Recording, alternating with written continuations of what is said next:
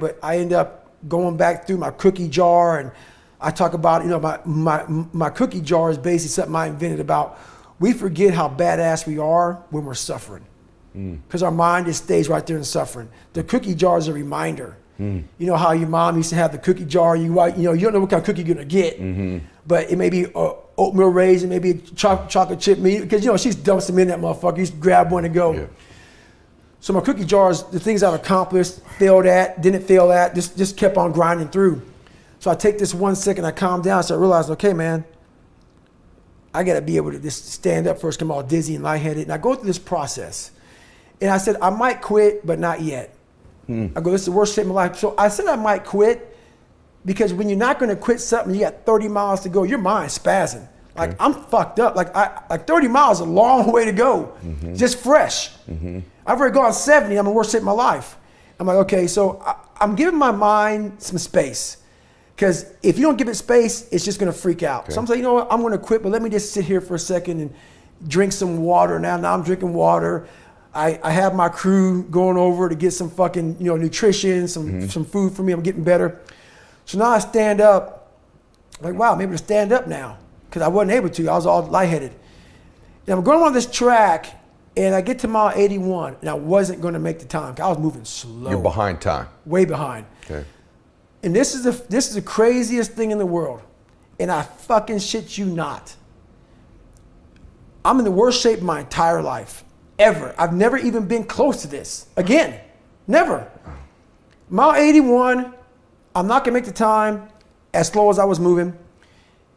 And when your body and mind connect, and I think this is the only time I've ever done this, okay, you become a cyborg.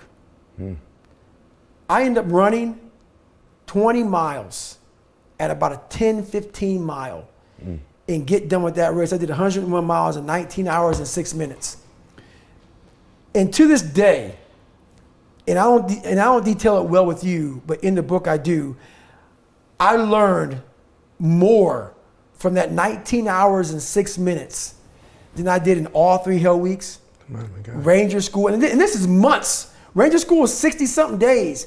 Hell Week and all the buds is 6 months. I was in buds for like 18 months. I went through Delta Force selection twice, pull-up records. I learned more in that one race that I wasn't prepared for. That 19 hours brought me from utter misery, happiness, failure, success, depression.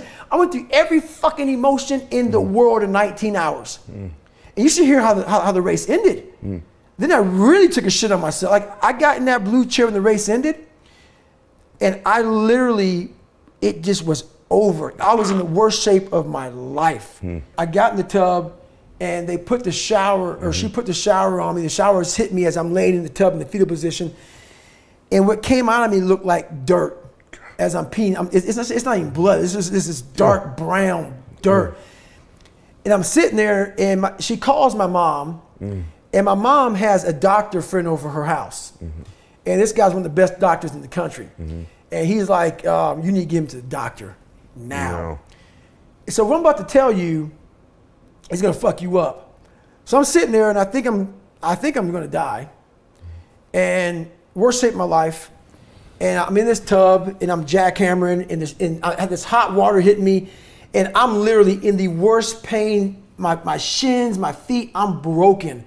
And I'm just sitting, I'm cramping up. And she said, we gotta get you to the doctor. Your mom's worried, I'm worried about, we've never seen this before in my life.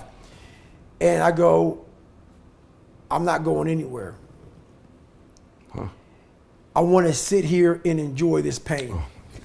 And I know the listeners hearing this are gonna say, man, you're a fucking nut. No, I'm not. What I got a chance to experience in that 19 hours and 6 minutes of my life was something I didn't want any painkillers. This was proof positive.